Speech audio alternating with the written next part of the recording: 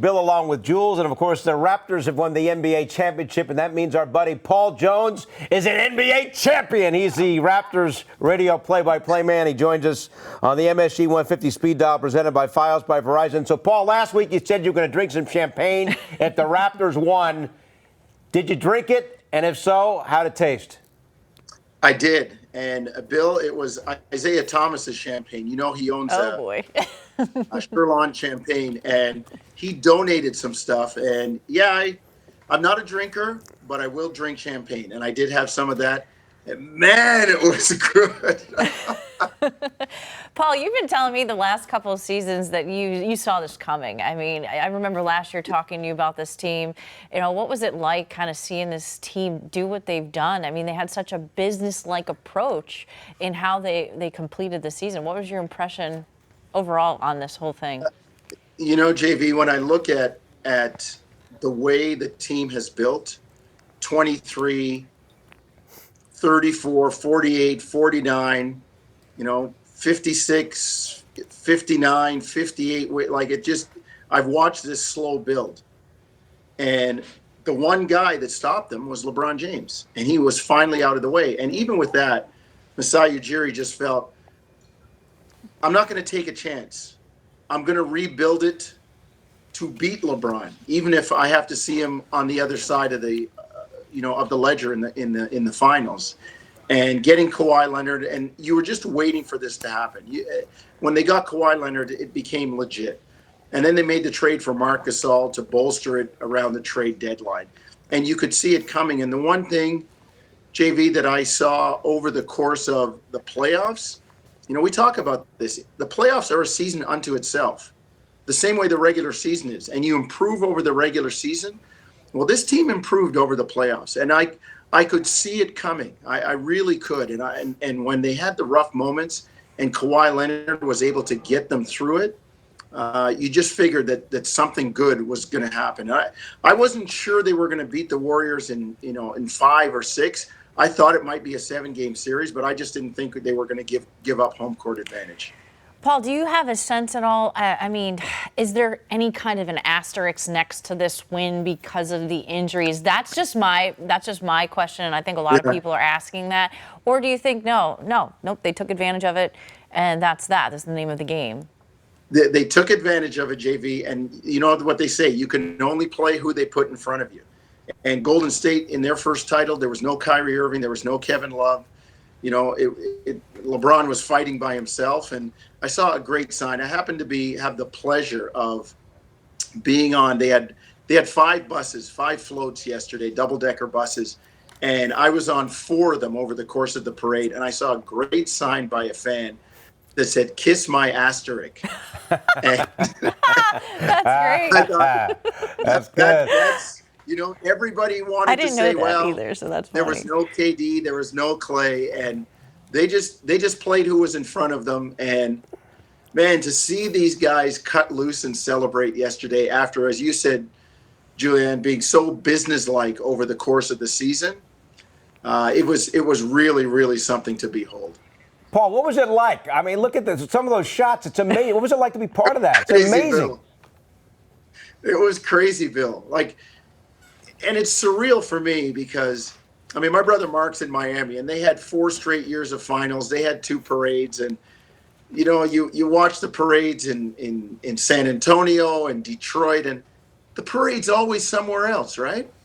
The barbecue's never in your backyard, and here it was in Toronto, and the mass of humanity, like when we passed the arena, going up towards Union Station and up towards City Hall. I just could not fathom the number of people, the density of people crammed into the space where I normally drive my car to park it on game nights. It was incredible to see. And, for the most part, the celebration was peaceful. It turned a little bit ugly at the end, but it was, Toronto fans had waited for this for 24 years. And, I'm in an argument with all my hockey buddies up here saying, you guys didn't like me saying this, but it's bigger than hockey right now. And they're like, no, it's not, Jonesy. I'm like, hey, people in Calgary, people in Edmonton, people in Vancouver and Montreal, they don't care if the Toronto Maple Leafs win the cup. because they're trying to beat them in their own market. But everybody's watching the Raptors right now. So it is, if it hasn't taken over Canada, it's damn close. Paul, our social media spies have checked out your Instagram account. What do you have here? That was from the float behind Kawhi. And I saw another great side. You know, Kawhi has the inscription on his shirt, the New Balance shirt, "The board man gets paid." Somebody held up a sign along the route said, "The board man gets rings too." And that was a picture of Kawhi. We couldn't get on that float. It was forbidden to get on. I mean, you would have had to take the trophy away from Kyle Lowry, like trying to strip him at midcourt with the ball. No chance. You had a better chance in walking across the Hudson River than you did getting that trophy out of Kyle Lowry's hands yesterday. And Paul, we got one more photo off your Instagram account. What do you have there? My radio broadcast partner on one of the stations, Eric Smith. I think that might have been us in front of the float where Marc Gasol was drinking anything that wasn't bottled up yesterday. I mean, he was doing bottles of wine, champagne, beer. At one point, somebody shook a bottle of champagne and sprayed the crowd, and he looked at him like, "Why are you wasting that? I could be drinking that." All right, Paul, the $1 million question is, what do you think is going to happen now with Kawhi? I mean, do you think having the whole country behind him and him being able to see all this, I mean, the Raptors couldn't have done any more to kind of get him to stay, but what do you personally think could happen here? Well, first of all, JV, I think you're right in that it was the perfect storm, right? He didn't want to be here. You didn't know if he was healthy. They made the move anyway. Load management had him play 60 games in the season and then 24 in the playoffs. He played 84 games. I mean, Durant went down in game number 104. Clay went down in game number 101 or something like that. And then they win the championship. He's the MVP. He's got the whole country cheering for him. So I'm not sure what else the Raptors can do. They can also offer him an extra $50 million compared to anybody else.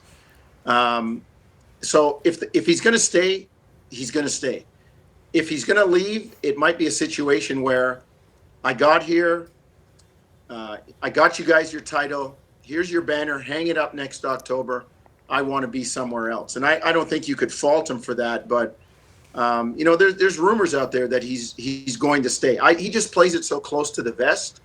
I don't make a determination one way or the other. We're going to find out, and people are going to be really happy or really disappointed. But the season will come up next year. They'll play as defending champions, and we'll take it from there. Look, you can't tell with this guy. You can't tell. After Game 4 in Oakland, he walked off the court, and you couldn't tell if he'd won a $100 million Powerball or he had just robbed Fort Knox. He just put his head down and strode off the floor, and it was let's move on and see what's next. All right. Hey, Paul, we can't thank you enough for Thanks, joining us PJ. here over the last couple of weeks. And just so you know, I don't call Jules JV. I call her the varsity. That's right. I get the varsity status here with Vilpito. Varsity, okay. PJ, all right. thank you. Yeah, maybe JV has bad connotations, doesn't it? Nah, just kidding around. Great to talk to you. Congrats, man. Congratulations. What a run. Thank you. For more great videos from the MSG 150, check out right there. And remember, our show is on Monday through Thursday, 8 to 10:30 p.m. on MSG Network and MSG Go.